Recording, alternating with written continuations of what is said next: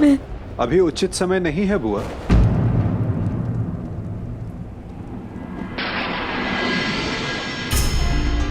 किस बात का उचित समय नहीं है वासुदेव? भावुक होने का, अपने मन और कर्म से नियंत्रण खोने का। चूंकि भाव या कर्म या वचन उचित स्थान और उचित समय पर ही शोभा देते हैं। कदाचित इसीलिए प्रकृति ने मस्तिष्क का स्थान हृदय से ऊंचा रखा है, चूंकि समय पड़ने पर मस्तिष्क हृदय के प्रभाव पर नियंत्रण कर सके।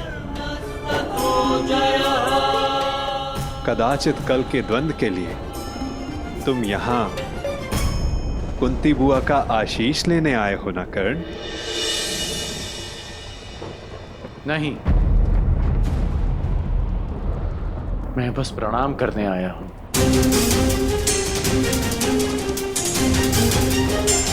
प्रणाम करोगे, आशीष नहीं लोगे? क्यों? क्योंकि विजयी होने का आशीष मांगकर मैं माता कुंती को धर्म संकट में नहीं डाल सकता। उस आशीर्वाद पर केवल उनके पुत्र अर्जुन का अधिकार है। तुम भी तो इन्हें माता कहकर पुकारते हो ना मित्र, तो इस नाते तुम भी इनके पुत्र हुए।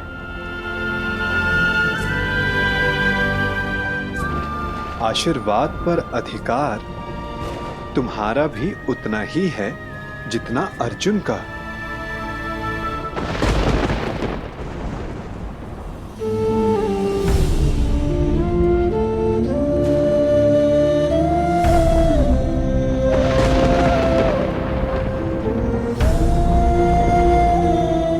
मैं यहां केवल कर्तव्य पालन के लिए आया हूं,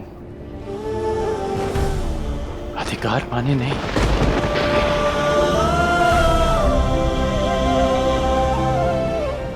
जैसा मैंने अभी कहा कि विजयी होने के आशीष पर केवल अर्जुन का अधिकार है, मेरा नहीं।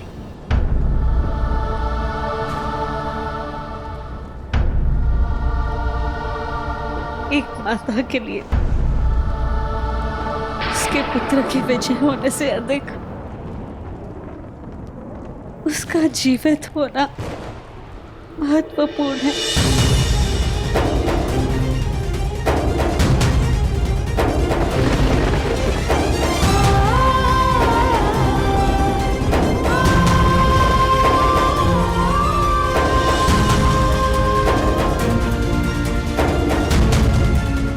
आयुष्मान भव पुत्र।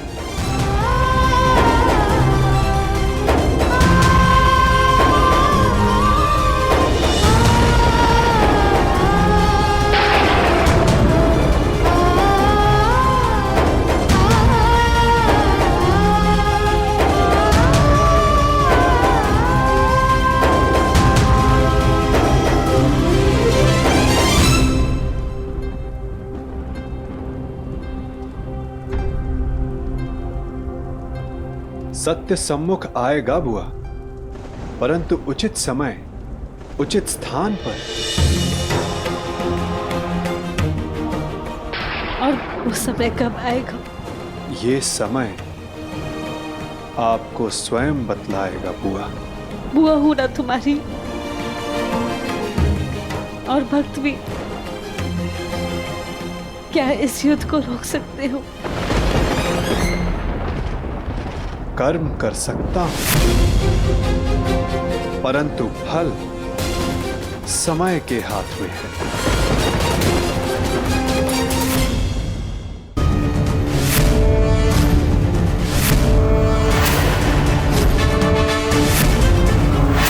न्यायानाम् अधिकाराणाम् प्राप्त्यर्थम् साम्राज्यर्थम् न्यायानाम् अधिकाराणाम् प्राप्त्यर्थम् साम्राज्यर्थम्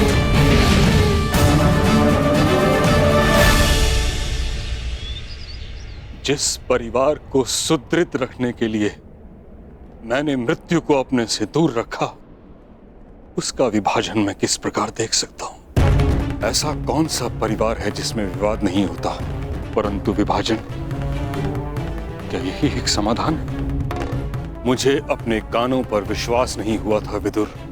वासुदेव जैसा विद्वान और बुद्धिमान विभाजन का सुझाव देता है। यदि मेरे वचनों से आपको पीड़ा पहुंची है तो मैं क्षमा प्रार्थी हूं गंगापुत्र, परंतु परिस्थितियां कभी कभी ऐसी हो जाती हैं कि परिवार को बांटना आवश्यक हो जाता है, विशेषकर तब जब परिवार के कुछ सदस्य शेष का विनाश चाहने लगे। मैं कह चुका हूं, मेरे जीवित रहते ऐसा कभी नहीं होगा। मुझे विश्वास है कि मैं अपने पुत्रों को एक रखने में सक्षम हूं। क्षमा चाहूंगा गंगापुत्र, परंतु ऐसा हो चुका है, वो भी आपके जीवित होते हुए। और रही बात आपके विश्वास की, तो वो लाक्षागृह की अग्नि में भस्म हो चुका है।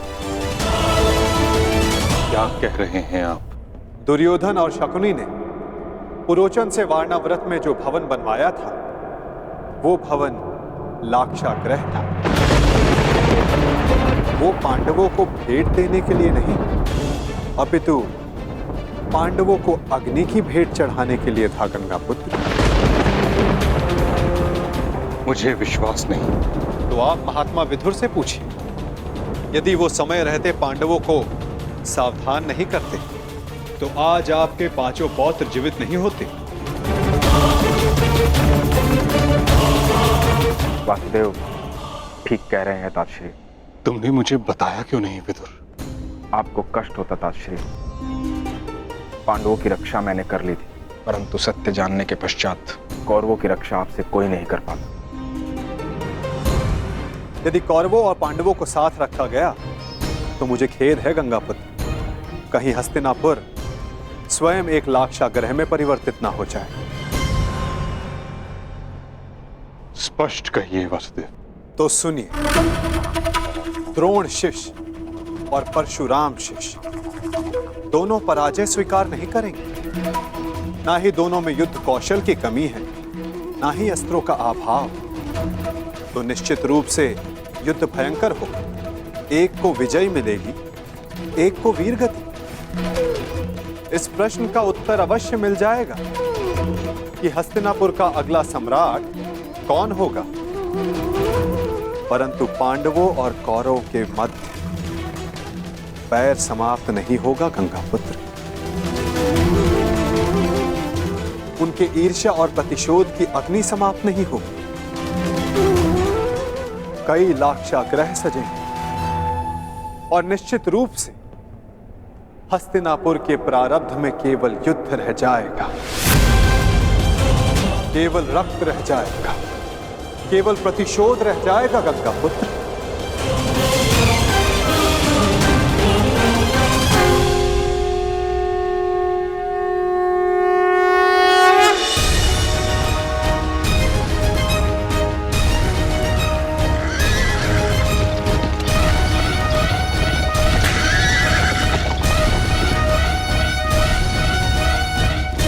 दो योद्धा युद्ध के लिए प्रस्थान कर रहे हैं और संभवतः उनमें से एक ही लौट पाए। निर्णय आपका है गंगापुत्र।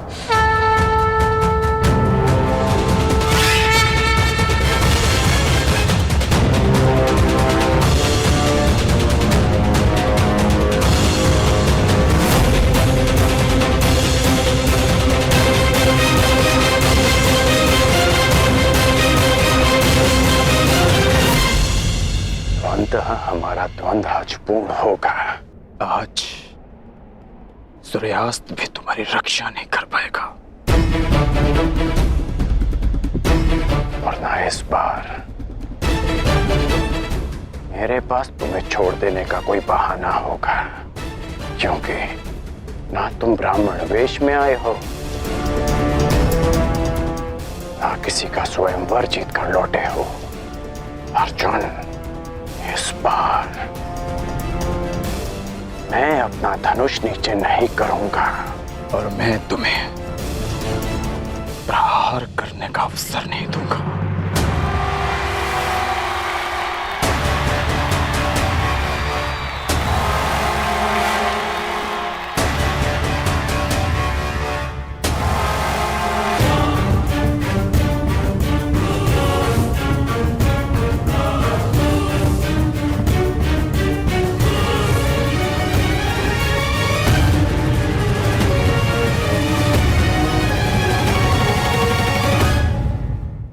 कर्ण और अर्जुन द्वंद्व के लिए प्रस्तुत है महाराज। द्वंद्व प्रारंभ किया जाए ताज।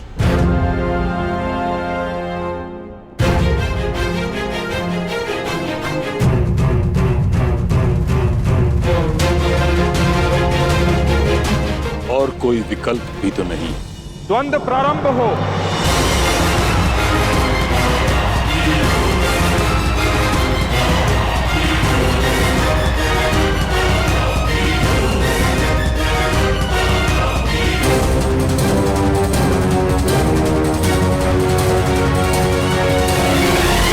ये द्वंद्व नहीं, तुम्हारा सौभाग्य प्रारंभ हो रहा है मेरे होने वाले सम्राट।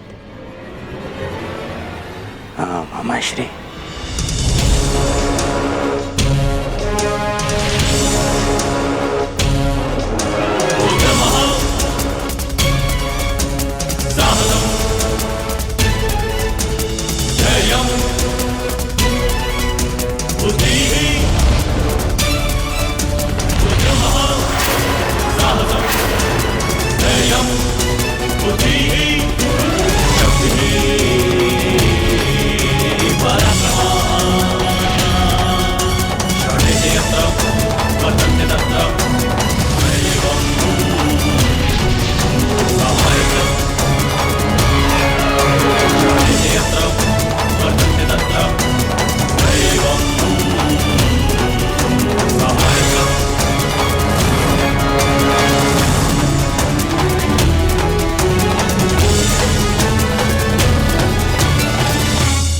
रुको।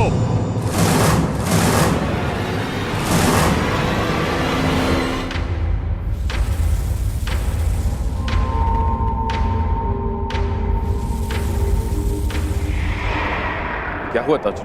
महाराज, हस्तिनापुर की सुरक्षा मेरी प्रतिज्ञा है, मेरा धर्म है, मेरे जीवन का उद्देश्य है। मुझे लगा था कि इस द्वंद्व से हस्तिनापुर का रक्त बहने से बच जाएगा,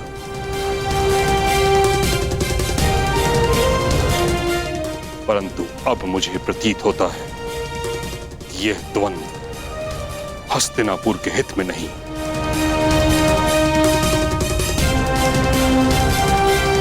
इस कारणवश मैं इस द्वंद्व को समाप्त करने की घोषणा करता हूं।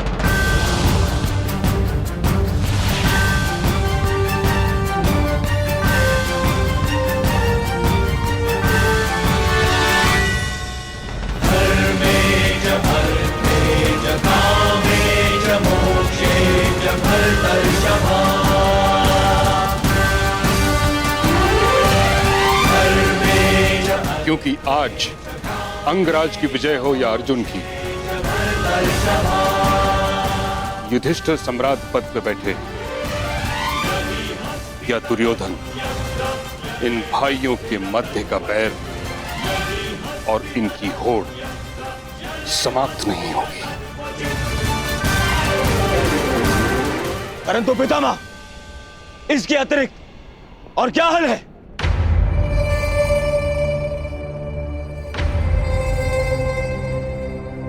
विभाजन, विभाजन, विभाजन।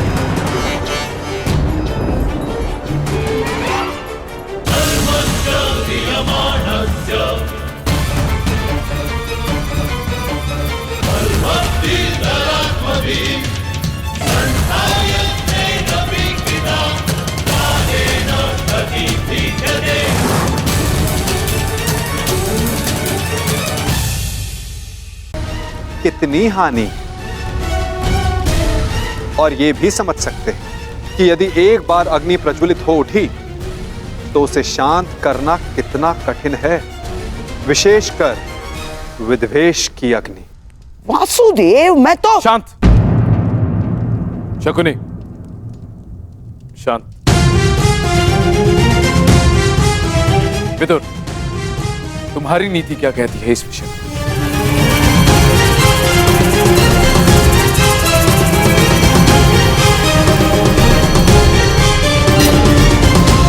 जब साथ रहते विकास अवरुद्ध हो तो विभाजन श्रेष्ठ है। महाराज, विदुर ठीक कह रहे हैं। हमारे हाथ केवल विभाजन का संकल्प है, इसलिए राज्य उचित ढंग से और सामान्य भाग में विभाजित होना चाहिए।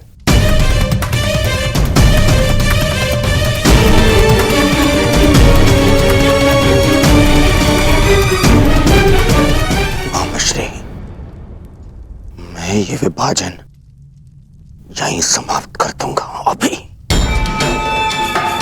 अपने गदा के एक ही प्रहार से इन पांडवों का सिर और सब दोनों चूर कर दूंगा। अभी देखिए। शांत हो जाओ मेरे होने वाले सम्राट, शांत हो जाओ। देखो, जो काम सुई से हो सकता है उसके लिए तलवार नहीं उठाई जाती। पांडवों को ऐसा विकल्प दूंगा विभाजन का कि वो उसे अस्वीकार कर देंगे, समझ गए? उसके बाद सारा खेल हमारे मुट्ठी में। परंतु नहीं, ये समय कृष्ण के और मेरे मध्य बुद्धि युद्ध का है, इसीलिए मुझे ही आगे रहने दो। ठीक है मामाश्री। हाँ, तो ठीक है। यदि दोनों पक्ष विभाजन के लिए प्रस्तुत हैं, तो यही सही। परंतु दाता और याचक, इन दोनों के मध्य एक नियम होता है। जो दे रहा है वो ही चयन करे। तो इसके नाते विभाजन में पांडवों को कौन सी भूमि मिलेगी, इसका विकल्प देने का अधिकार केवल दुर्योधन का है।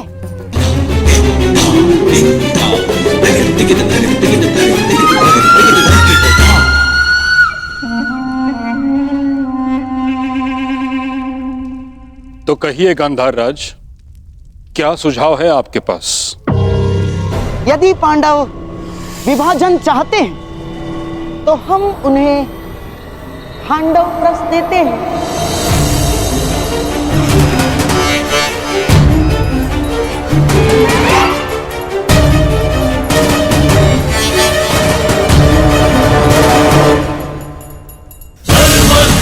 और यदि पांडवों को खांडव प्रस्थ स्वीकार नहीं तो हमें भी विभाजन स्वीकार नहीं।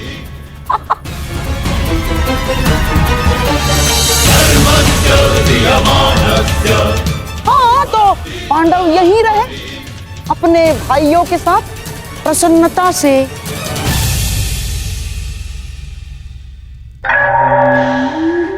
प्रेम से और सेवा से। यह अन्याय है गांधार राज।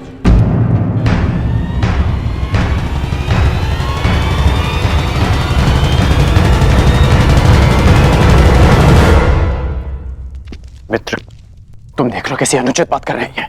खांडव प्रस्थ, उस भूमि पर कांटे तक नहीं उगते। बंजर भूमि है वो, अंग से भी अधिक बंजर, जैसे आप शापित हो। महाराज, यदि विभाजन नीति अनुसार करना है, पांडवों को वो भूमि देना नीति का अपमान है।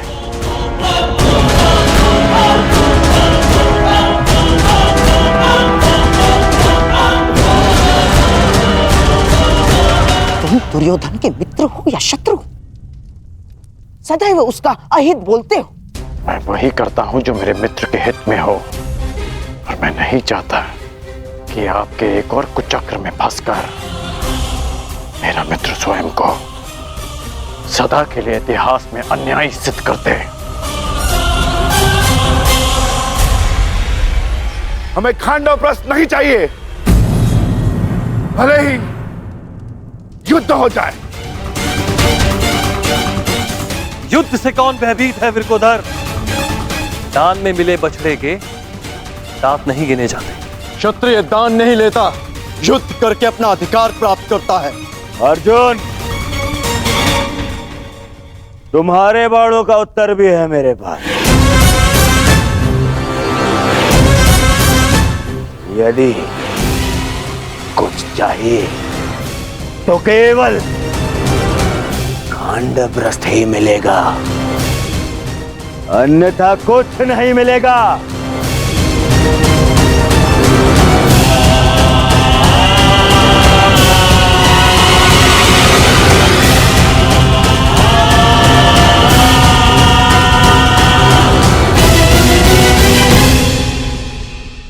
मित्र,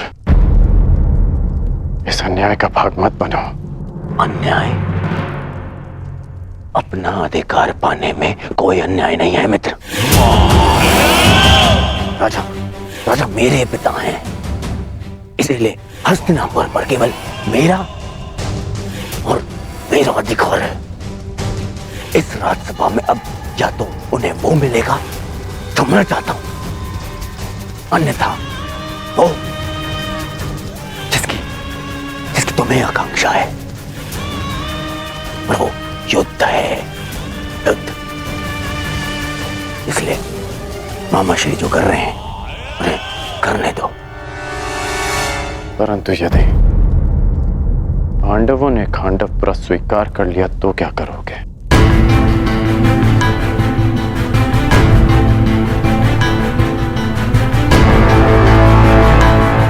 नहीं करेंगे, देखते जाओ।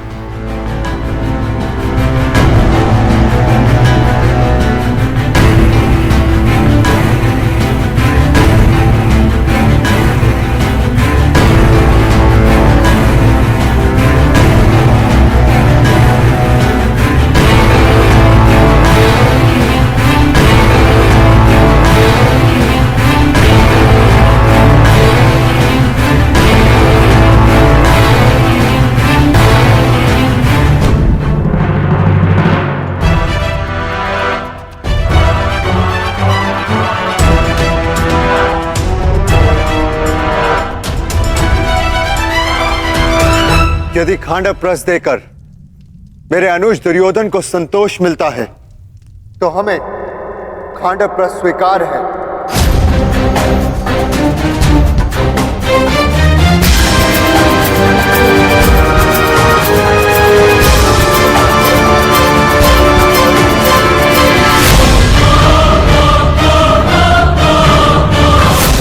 हम 5 भाई जहां भी एक साथ हो, वो स्थान भले ही बंजर हो, लेकिन हमारे लिए स्वर्ग से कम नहीं।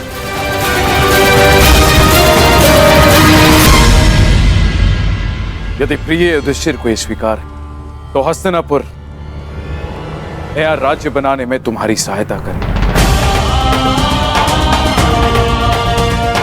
मेरी ओर से तुम्हें 1 सहस्त्र और 8 हाथी, 100 रथ और नया राज स्थापित करने के लिए पर्याप्त धन भेंट में दिया जाएगा।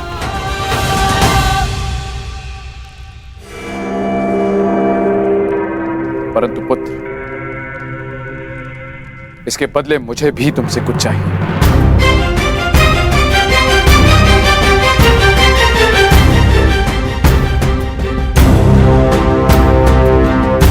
मैंने कौरवों और तुम में कभी भी पक्षपात नहीं किया।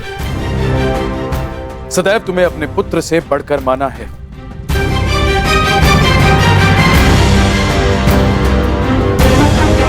तुम 5 भाई सर्वशक्तिशाली हो। पांचाली जैसी चतुर भार्या है तुम्हारे पास,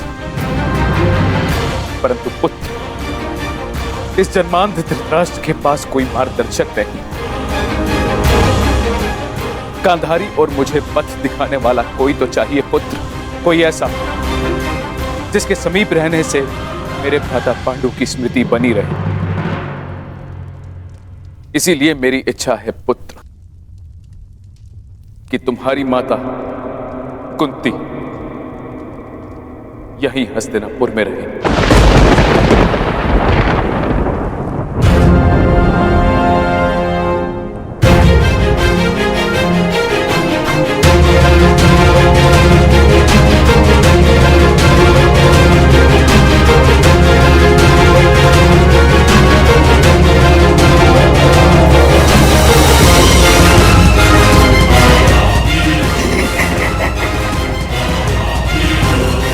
बहुत अच्छे महाराज, बहुत अच्छे। एक बार ही सही, परंतु आपने अपने मस्तिष्क का प्रयोग तो किया। नहीं, ये हमें स्वीकार नहीं।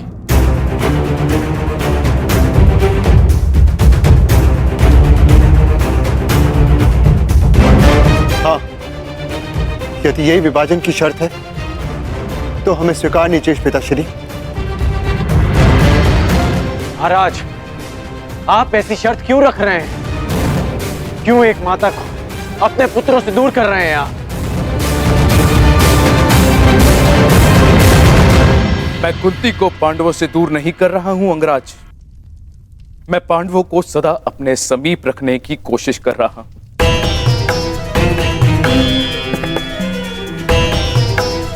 कुंती यहां हस्तिनापुर में रहेगी तो पांडु पुत्र यहां आते जाते रहेंगे। उनका संबंध कभी हस्तिनापुर से समाप्त नहीं होगा।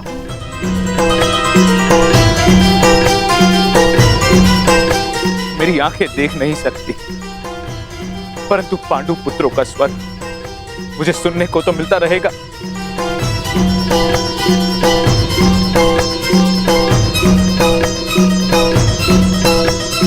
अद्भुत अद्भुत चतुरता दिखाई है महाराज धृतराष्ट्र ने। बुआ कुंती को अपने पास रखने का कारण पांडवों से प्रेम नहीं, परंतु कौरवों की ढाल बनाए रखना है, ताकि पांडव भूल कर भी हस्तिनापुर पर आक्रमण ना करें और वे सदैव उनके नियंत्रण में रहें। आपको क्या लगता है ताचरी, क्या मैंने कुछ अनुचित कहा?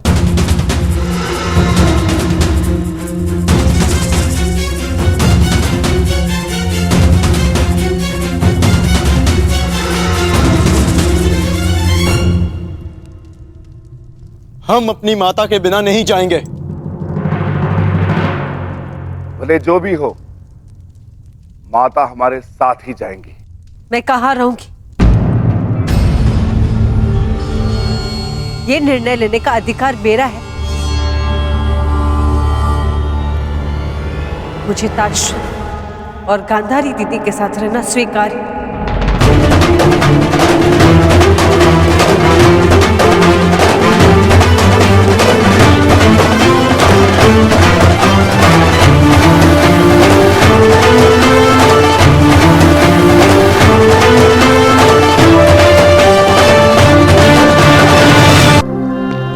परंतु माता, यह असंभव है।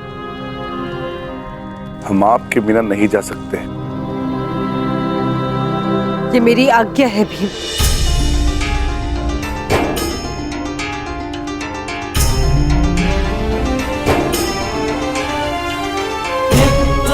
अर्जुन, भीम जीवन में कुछ निर्णय स्वीकारने में बड़े कठोर हो सकते हैं, चूंकि वे निर्णय नहीं, समय द्वारा ली जाने वाली परीक्षा होती है। यदि बुआ कुंती दोनों परिवारों को एक रखने, महाराज धृतराष्ट्र की इच्छा पूर्ण करने के लिए इतना बड़ा बलिदान दे रही है, तो आप सबको इसका सम्मान करना चाहिए।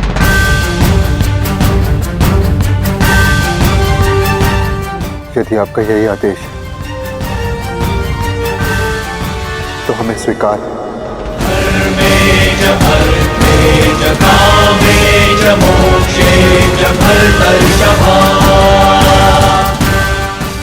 और माता से दूर रह पाना कठिन और कष्टप्रद होगा, परंतु आपकी इच्छा पूर्ति के लिए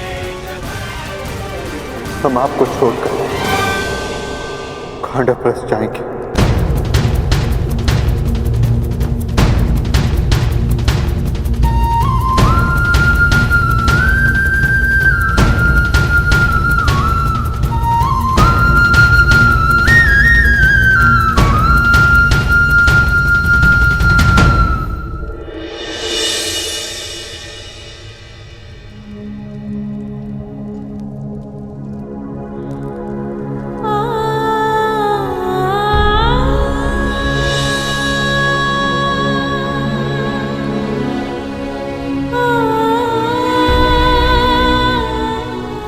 तुम्हारी परीक्षा की घड़ी है पुत्रों।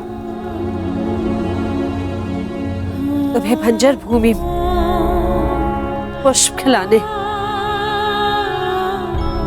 परिश्रम करना है और पांचों साथ रहना।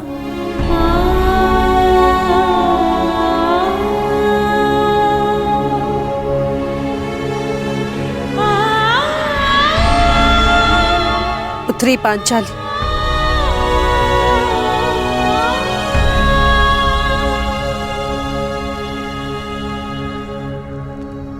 से मेरे पांचों पुत्र तुम्हारा उत्तरदायित्व है।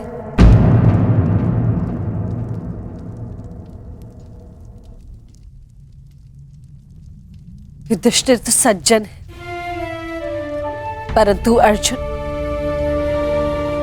कभी अपने मन की बात स्पष्ट नहीं करता,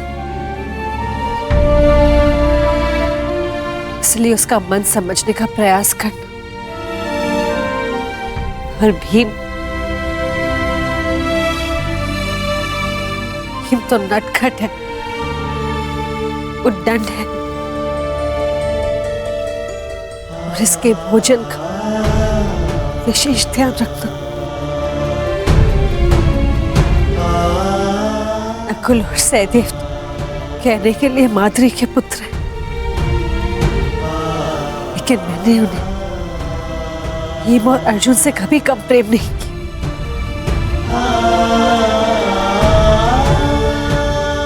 अब तक मैंने इन पांचों भाइयों को एक रखा, अभी उत्तरदायित्व तुम्हारा है या किसी ने।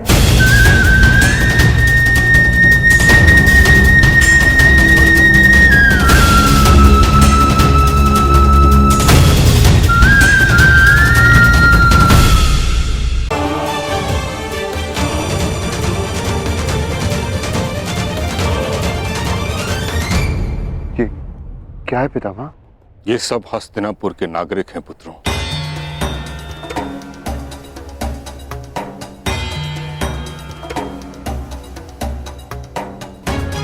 जो तुम्हारे साथ खांडवप्रस्थ में बसने की इच्छुक हैं।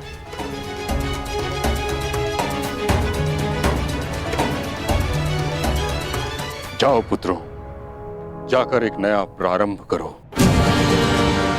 एक युग का, एक व्यवस्था का, एक राज्य का। और ये सिद्ध कर दो कि तुम्हें वह भूमि इसलिए नहीं मिली क्योंकि तुम्हारे पिता कभी राजा थे, बल्कि इसलिए क्योंकि तुम सभी इसके योग्य हो।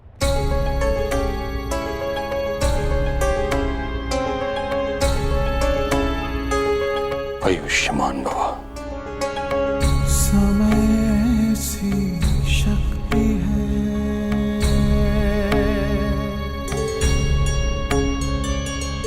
सभी समय से हारे,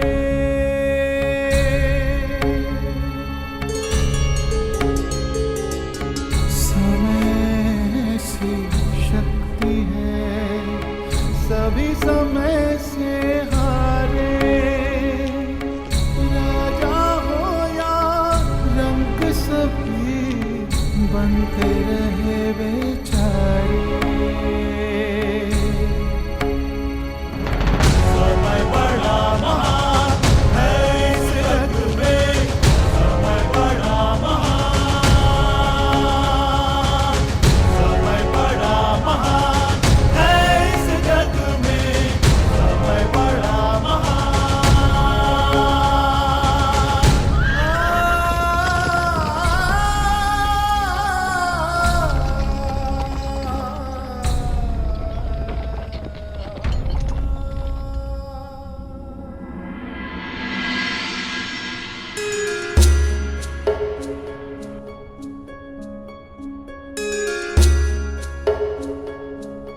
क्या अब भी अपने चैन से संतुष्ट होकर?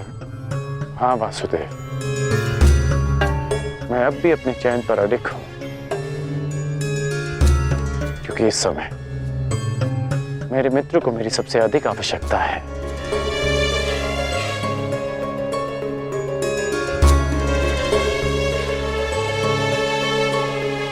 वासुदेव, अब समझ आया कि आपने मुझे पांचाल से सीधा हस्तिनापुर आने को क्यों कहा। आपने उस चक्रवात को विभाजन की दीवार से रोक लिया। कहां कर उस चक्रवात का तो यहां से अब प्रारंभ हुआ है।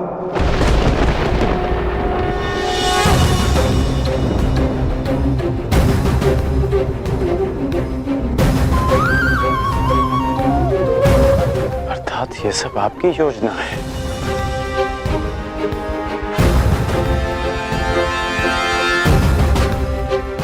पहले आप पांचाली के स्वयंवर में गए, फिर हस्तिनापुर आए,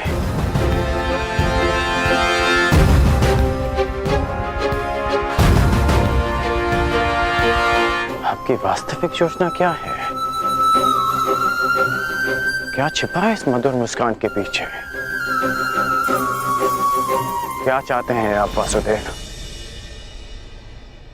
मैं तो केवल तुम्हें अपने पक्ष में चाहता हूं कर्ण। मैं तो आप ही के पक्ष में हूं वासुदेव,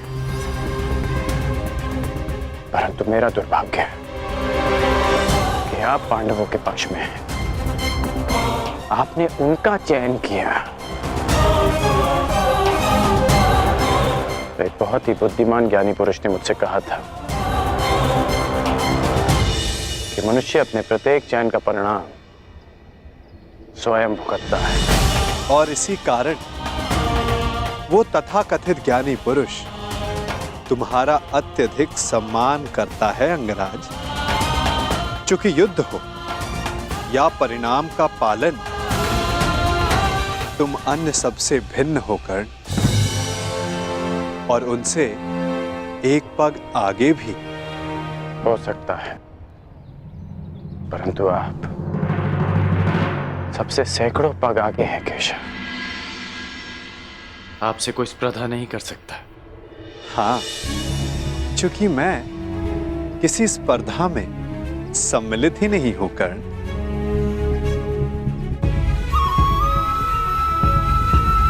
अब मुझे जाना होगा, परंतु न जाने क्यों मुझे यह आभास हो रहा है कि हमारी भेंट शीघ्र होने वाली है।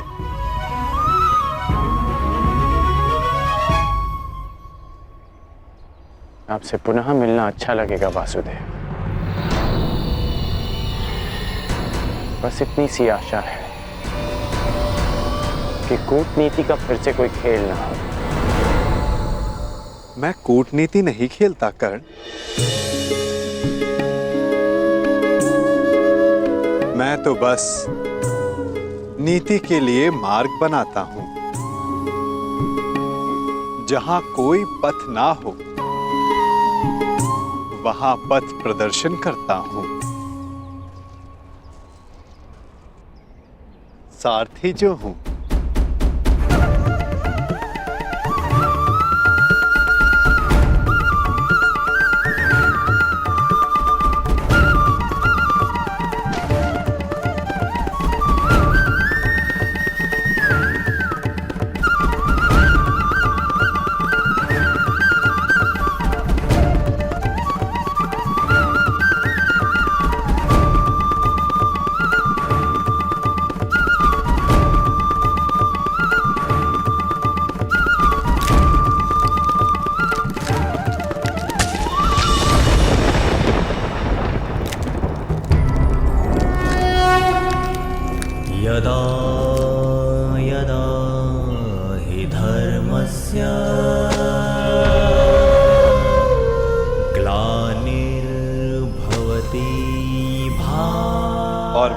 में जो बाधाएं आती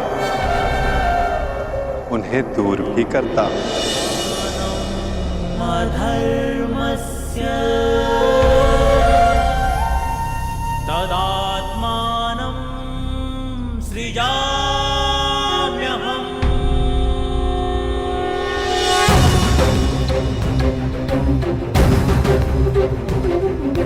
परित्राणाय साधूनां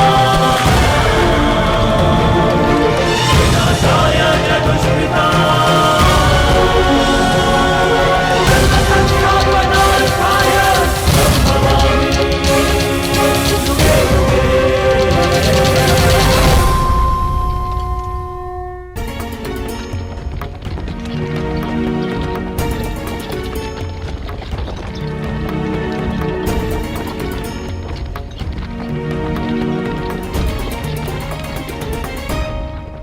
आर्य युधिष्ठिर इतने चिंतित क्यों हैं?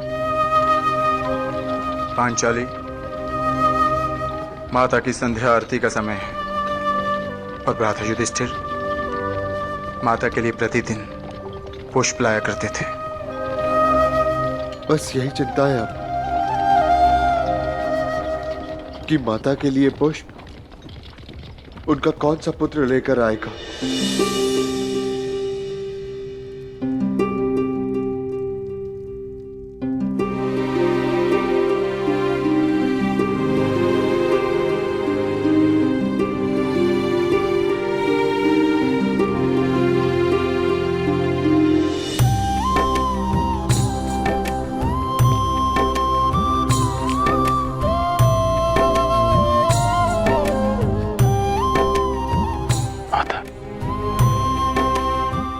पुत्रों के हस्तिनापुर से जाने का खेद है मुझे। मैं एक माता के आंचल की रिक्तता नहीं भर सकता, परंतु उसके संध्या आरती की एक छोटी सी आवश्यकता अवश्य पूर्ण कर सकता।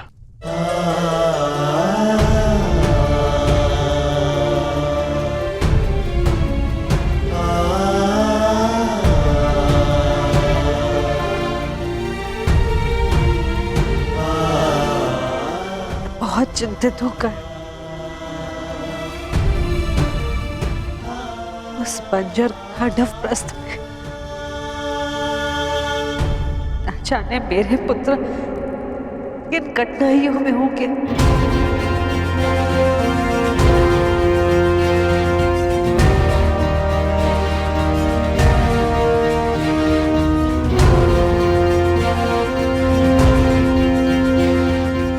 तो इस बात की मुझे कोई चिंता नहीं, क्योंकि मैं जानता हूं कि सहायता उनसे अधिक दूर नहीं।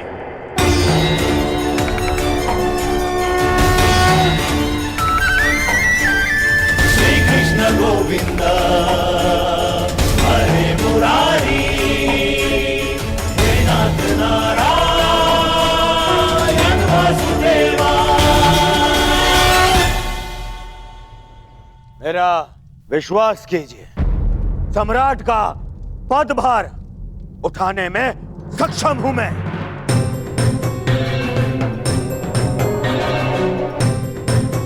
यदि ताचरी अपनी अनुमति और आशीर्वाद दें तो मुझे कोई आपत्ति नहीं पुत्र।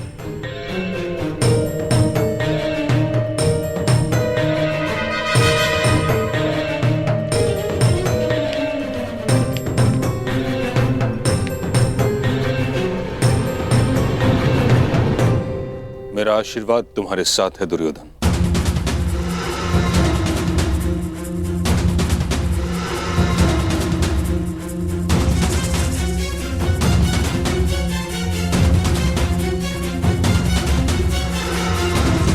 किंतु मेरी अनुमति नहीं।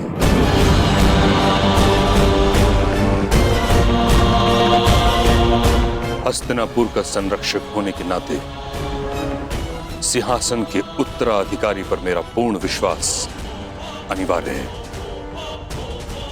और तुमने अब तक ऐसा कुछ किया नहीं है दुर्योधन, जिस कारण तुम इस पद के योग्य माने जाओ। तो आज्ञा दीजिए मामही, मैं अपने मित्र दुर्योधन के लिए दिग्विजय करना चाहता हूं। कदाचित तुमने ठीक से सुना नहीं कारण मैंने क्या कहा।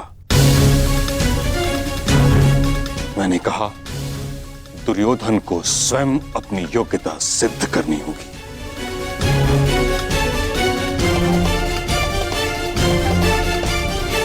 सम्राट बनने के लिए योग्यता का अर्थ केवल रण विजय प्राप्त करना नहीं, शान प्रबंधन भी है। युद्ध नीति नहीं, मैत्री नीति भी है। सम्राट बनने की शीघ्रता तुम्हें केवल दिग्भ्रमित करेगी दुर्योधन। ज्वालंत मनोकामनाओं की अग्नि का धूम्र तुम्हें मार्ग से भटका देगा। परंतु मैंने ऐसा कौन सा अनुचित मार्ग चुना है पितामह? हस्तिनापुर की मर्यादा के कारण जिस विषय पर मैं मौन हूं, उसे तुम निर्लज्जता के साथ छिपा रहे हो दुर्योधन। मत भूलो, इस समय तुम गंगा पुत्र भीष्म के समक्ष खड़े हो। यदि आज हस्तिनापुर का विभाजन हुआ तो उसका कारण केवल तुम्हारी वह मूर्खता थी जो तुमने अपने मामा की संकेत पर की।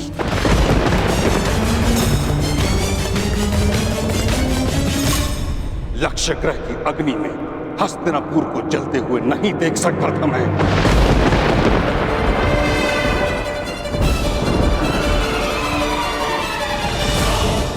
इस कारण विभाजन स्वीकार किया मैंने। और अब जब तक मुझे यह विश्वास नहीं हो जाता कि तुम नीति से शासन करने में सक्षम हो, कुचक्र से नहीं, तब तक मैं तुम्हारे अभिषेक की अनुमति नहीं दूंगा।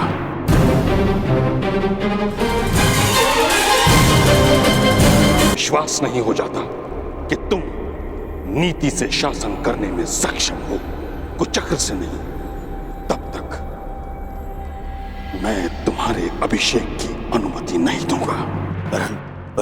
परंतु पितामह। दुर्योधन,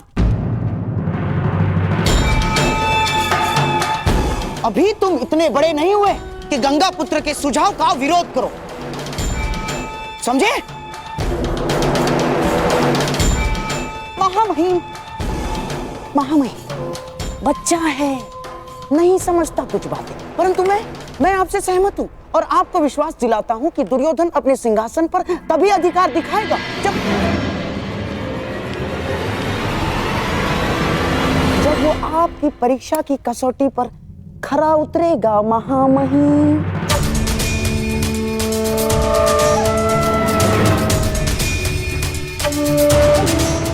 तुम मूर्खता मत करो। महामहिम की आंखों में लाक्षागृह की धधकती ज्वाला का प्रतिबिंब है। हमें कुछ और करना होगा मेरे होने वाले सम्राट। अब सम्राट युधिष्ठिर अपना राज्य संभालेंगे। आपका विनोद कभी कभी समझ में नहीं आता है। अभी तो मैं सही अर्थों में राजा भी नहीं बना और आपने मुझे सम्राट कहकर संबोधित कर दिया। सम्राट बनने में कौन सा भेद है धर्मराज? बस एक राजसूया यज्ञ करने की देरी भर है। शीघ्र ही आपके महल में सहस्त्रों राजा पधारेंगे। उपहास न उड़ाएं वासुदेव। कैसा राजसूय यज्ञ, कैसा महल? इस समय तो यहाँ पर सर छुपाने के लिए वृक्ष की छाया भी नहीं है। जब राजा बन गए हो तो महल भी इतना शीघ्र बन जाएगा कि आभास तक नहीं होगा। बस महल की नींव बलशाली रखनी होगी और इसके लिए मुहूर्त विचारने का समय नहीं है धर्मराज। बस मेरे कथन पर विश्वास कीजिए और तैयार हो जाएं। सत्यं क्रोधो दशकं धर्मलक्षणं दशकं धर्मरक्षणम्। अपना प्रभुत्व स्थापित करना ही होगा। और मगध का अर्थ है जरासंध।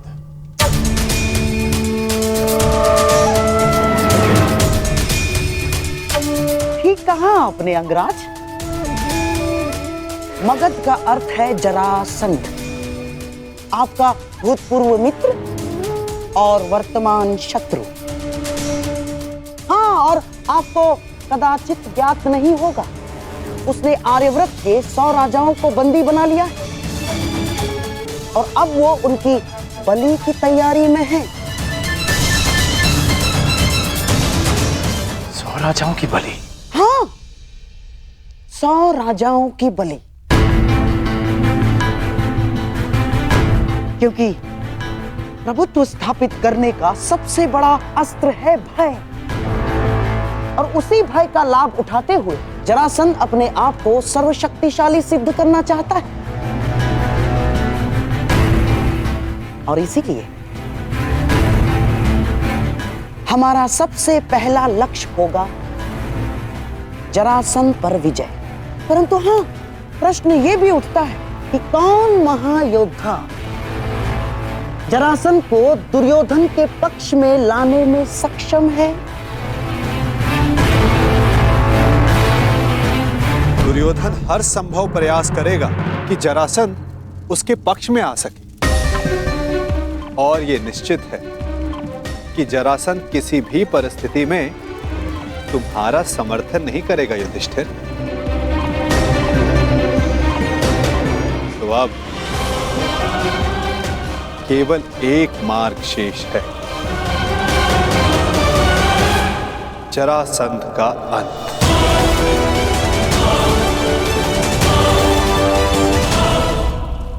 अर्थात आप उसका वध कर देंगे माधव?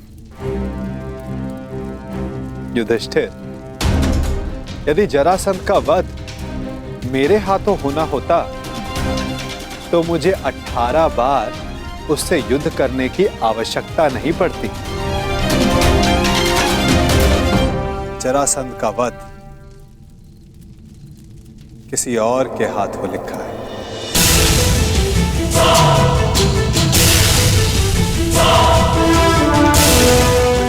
भ्राता भीम, क्या आप इस बाधा को समाप्त कर सकते हैं?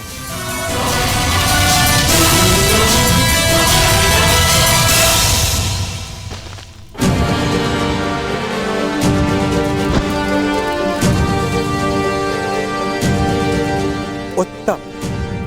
यदि इस प्रकार आप मेरी मंशा भांप लें तो प्रत्येक समस्या का समाधान निश्चित है। मैं वासुदेव की मंशा जानता हूं। वो किसी भी प्रकार जरासंध पर पांडवों की विजय प्राप्त करने का प्रयास करेंगे, परंतु तुम चिंता मत करना मित्र।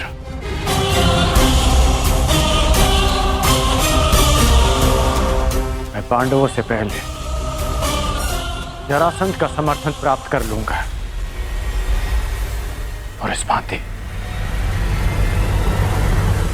आर्यवत के 100 राजा भी तुम्हारे पक्ष में आ जाएंगे।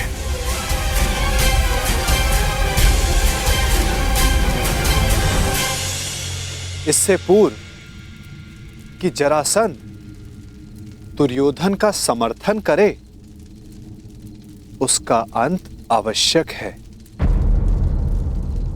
अर्थात हमें जरासंध का वध करना होगा।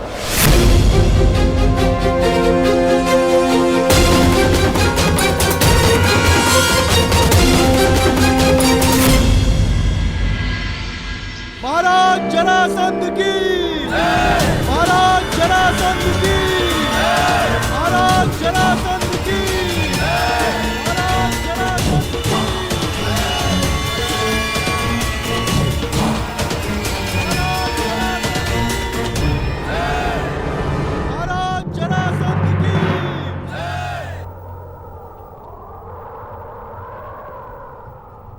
शतराज बलि प्रारंभ हो।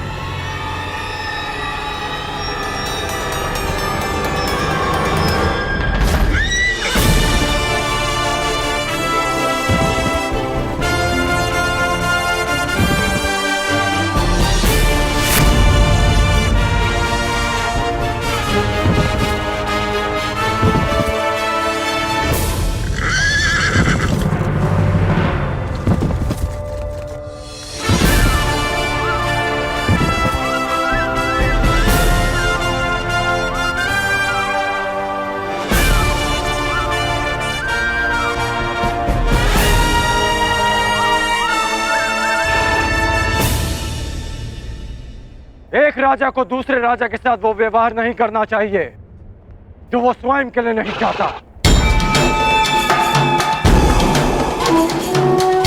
मुझे जब भी तुम्हारी सहायता की आवश्यकता पड़ी तुम एक बार मेरी सहायता करने अवश्य आओ।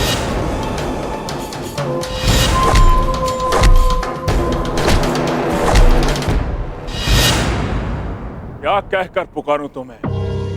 अंगराज कर्ण या छलिया कर्ण? वचन भंग कर्ण या फिर मित्रता करके मित्रद्रोह करने वाला कर्ण?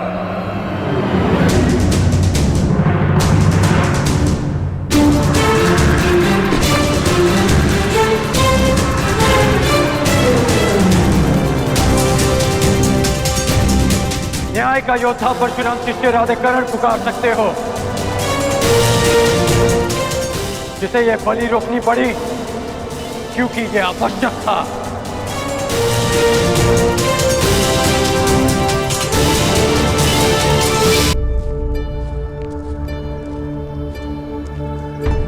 क्या आवश्यक है वासुदेव?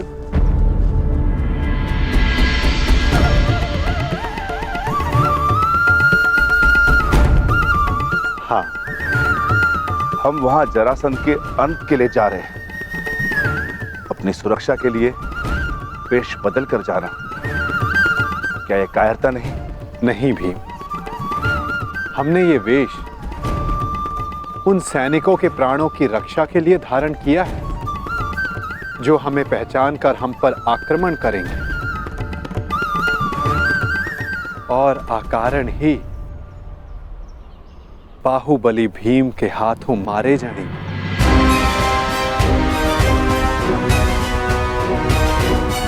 अब प्रस्थान करें। मुझे अभी भी प्रतीत होता है कि जो हम करने जा रहे हैं वो योद्धाओं की मर्यादा नहीं।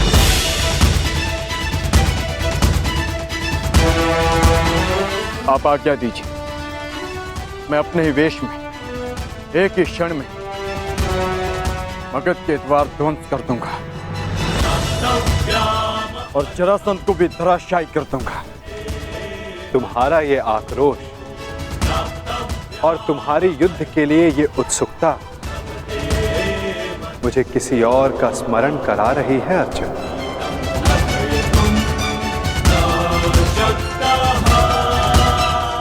इसका माधव है तुम जैसा, परंतु तुमसे पूर्णता भिन्न।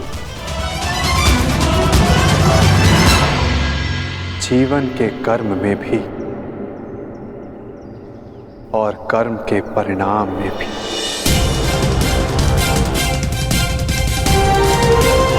जरासंध, मैं मित्र दुर्योधन की ओर से तुम्हें सावधान करने आया हूं। शीघ्र ही तुम पर आक्रमण होने वाला है, इसलिए अपनी सुरक्षा का प्रबंध करो और हस्तिनापुर से संधि भी। और इस मित्रता का मोल क्या होगा?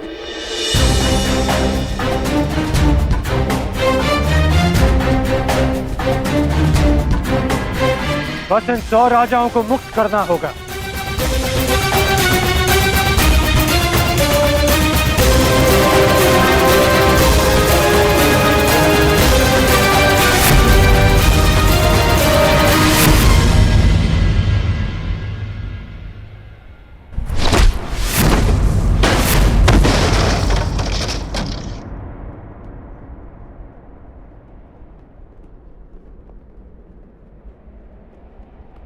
जरासंध तुम जैसे छल करने वालों से संधि नहीं करता, उनका अंग विच्छेद करता है।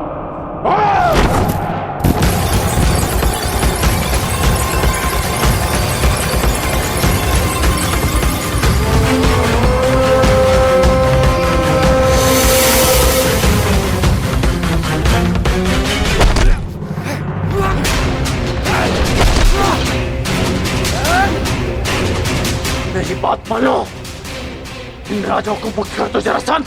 और राजा की नहीं, एक तो एक राजाओं की बलि चढ़ेगी कर।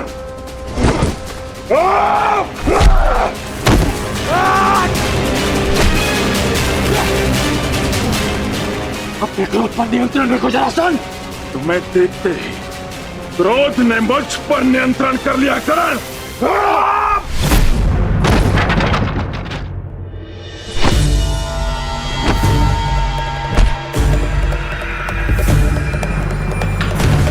रुक जाओ जरासंध, मैं तुम्हें सावधान कर रहा हूं। रुक तो तुम गए थे कर, सहायता तो तुम मेरी करने आए थे, किंतु हाथ मिला बैठे उस छलिया कृष्ण से।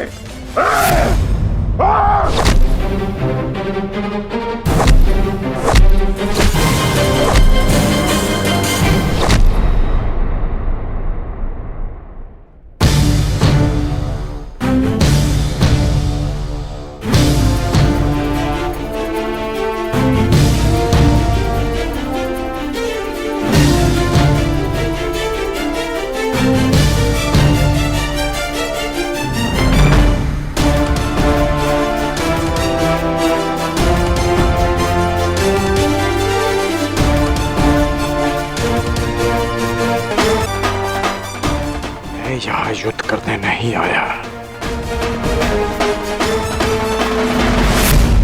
यदि युद्ध करने आया होता तो तुम और ये युद्ध कब के समाप्त हो गए होते। इस भांति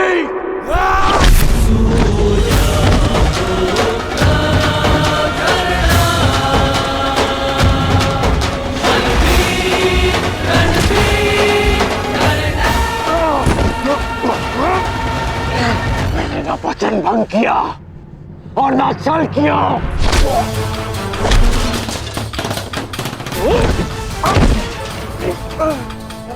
मैं युद्ध में तुम्हारी सहायता के लिए पहुंचा था, परंतु रुका रहा क्योंकि वासुदेव शांति का प्रयास कर रहे थे।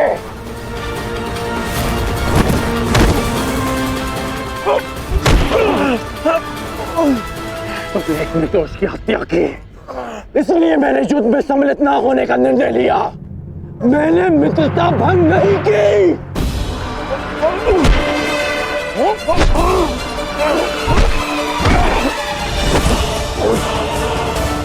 मेरे शत्रु के साथ खड़ा रहने वाला मेरा मित्र नहीं।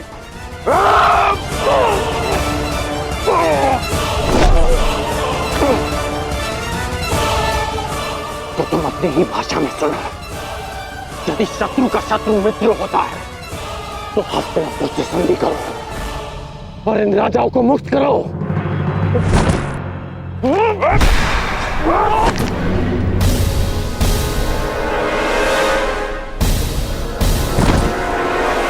आज तुम वासुदेव के विरुद्ध हो।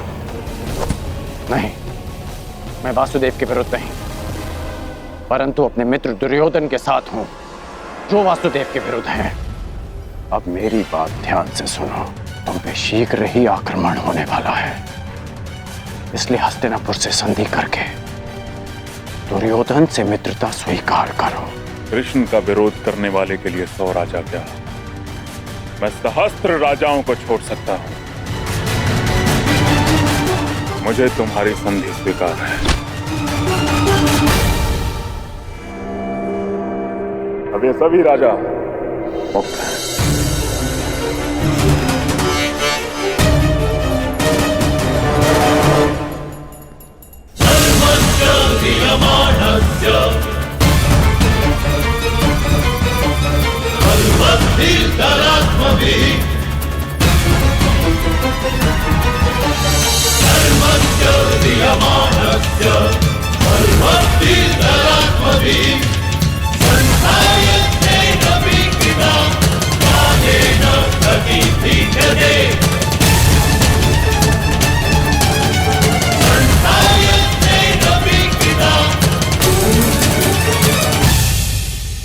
हम लोग नगर द्वार पे क्यों खड़े?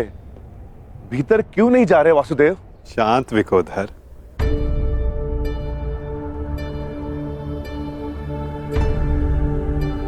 अंदर जाने से पूर्व तनिक मगध नरेश के लिए कुछ भेंट तो ले ले। आओ, उनके लिए चलकर पुष्प ले ले। चलो।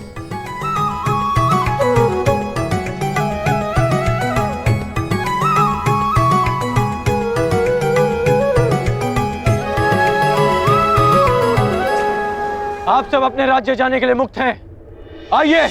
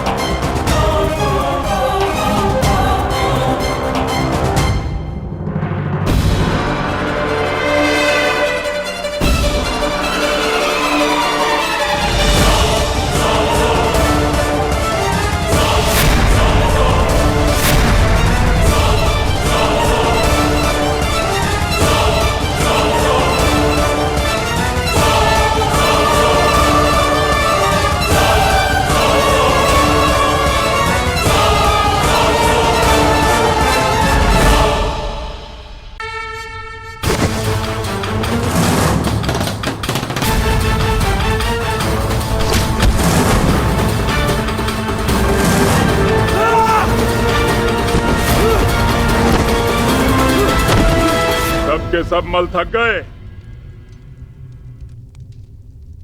यहां कोई भी नहीं जो जरासंध से मल युद्ध कर सके।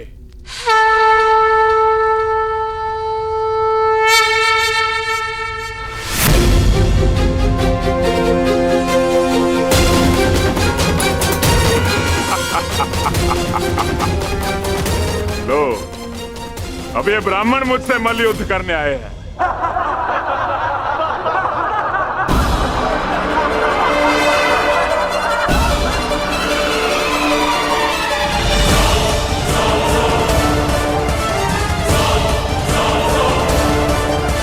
हम तो पूजा स्थल के लिए निकले थे मगध नरेश, परंतु भूलवश हम यहाँ आ गए। अच्छा हुआ भूलवश इस घेरे में नहीं चले आए, अन्यथा मुझसे मल्ल युद्ध करना होता। अब अपनी भूल सुधारो और यहाँ से चले जाओ।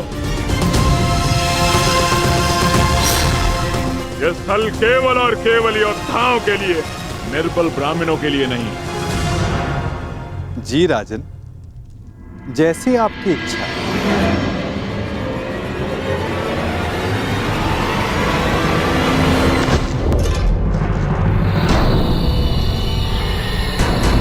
ये युद्धकांक्षी है।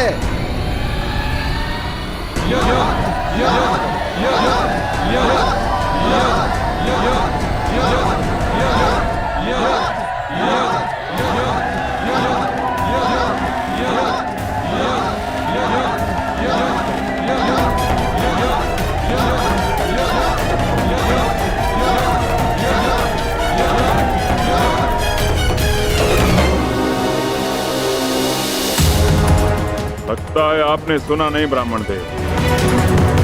अब कृपया इस घेरे से बाहर चले जाइए, अन्यथा मुझे एक ब्राह्मण हत्या का पाप लगेगा।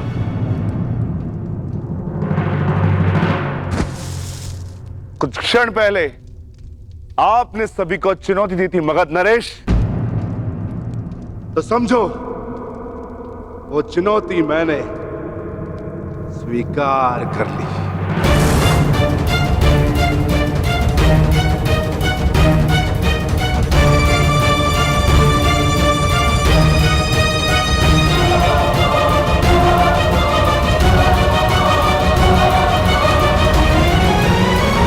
अद्भुत आत्मविश्वास है आप में ब्राह्मण देव, किंतु आज आपके साथ साथ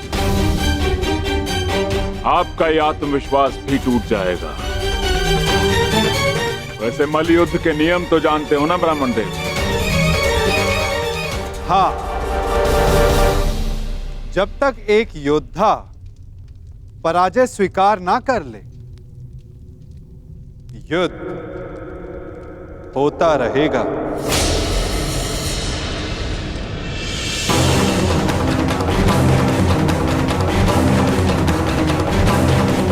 स्वीकार है मगध नरेश? स्वीकार।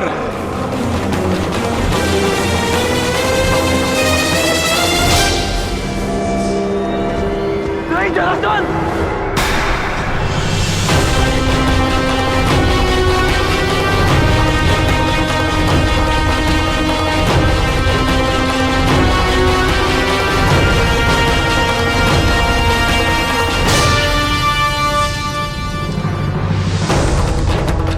ये चुनौती स्वीकार मत करना।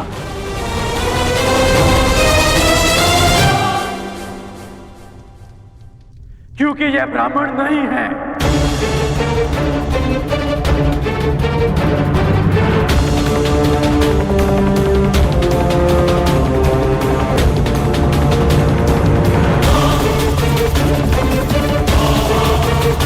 तो फिर कौन है ये? एक योद्धा को युद्ध से पूर्व अपने प्रतिद्वंदी का सत्य परिचय मिले, यही युद्ध नियम है। जिसने तुम्हें चुनौती दी वो वृकोदर भीम है।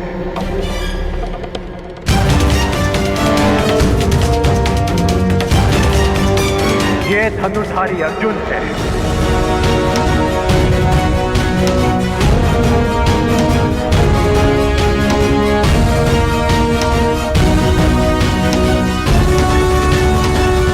और भीम के पीछे जो खड़े हैं वो वासुदेव कृष्ण है।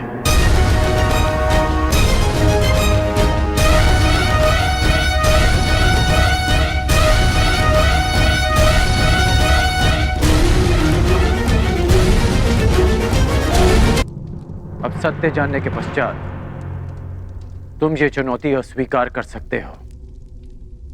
सत्य कहा अंगराज ने मगध नरेश। अब निर्णय आपका है। परिचय जानकर यदि भयभीत हो तो भीम द्वारा दी गई चुनौती अस्वीकार कर सकते हो।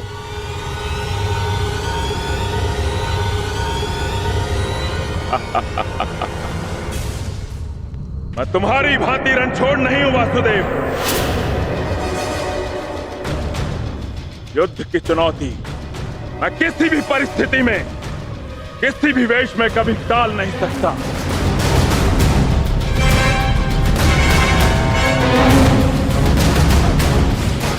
मैं इस चुनौती का अंत करूंगा और सबसे पहले मैं इस वृकोदर का उदर उखाड़ूंगा और उसके पश्चात मैं तुम्हारा नाश करूंगा। बस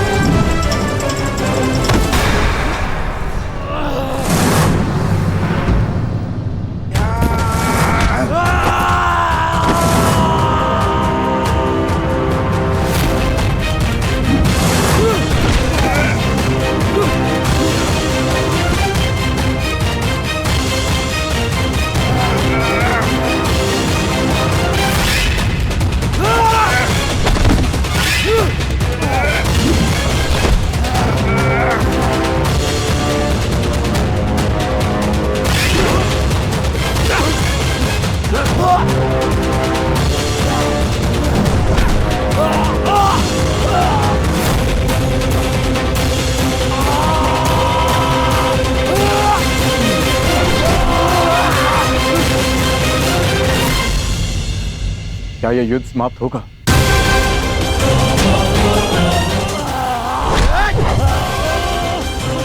जिसका प्रारंभ हुआ है उसका अंत भी निश्चित होता है पार्थ।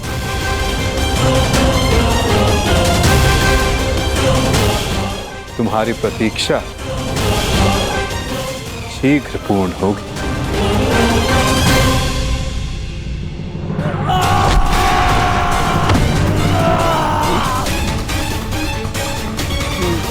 उठो जरासंध, युद्ध करो, उठो।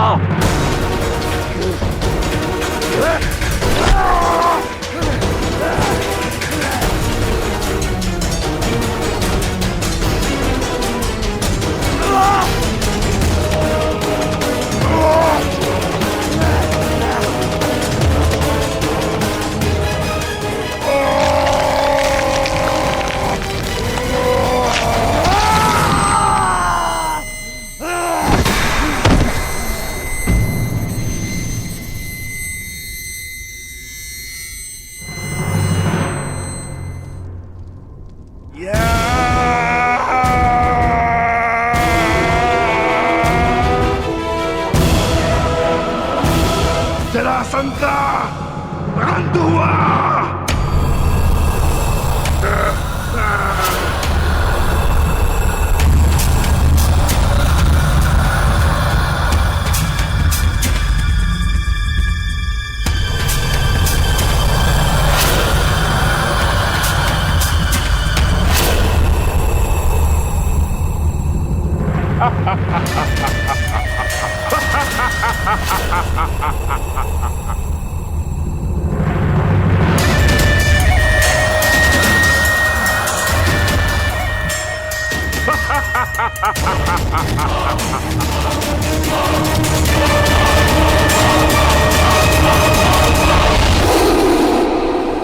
मुझे चुनौती देने से पूर्व मेरे जन्म की कथा तो जान लेते।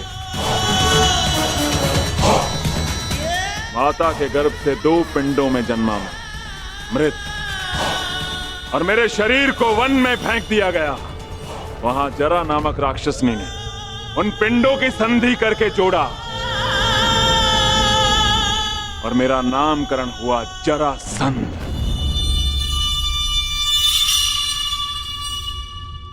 ये संधि नहीं टूट सकती भीम।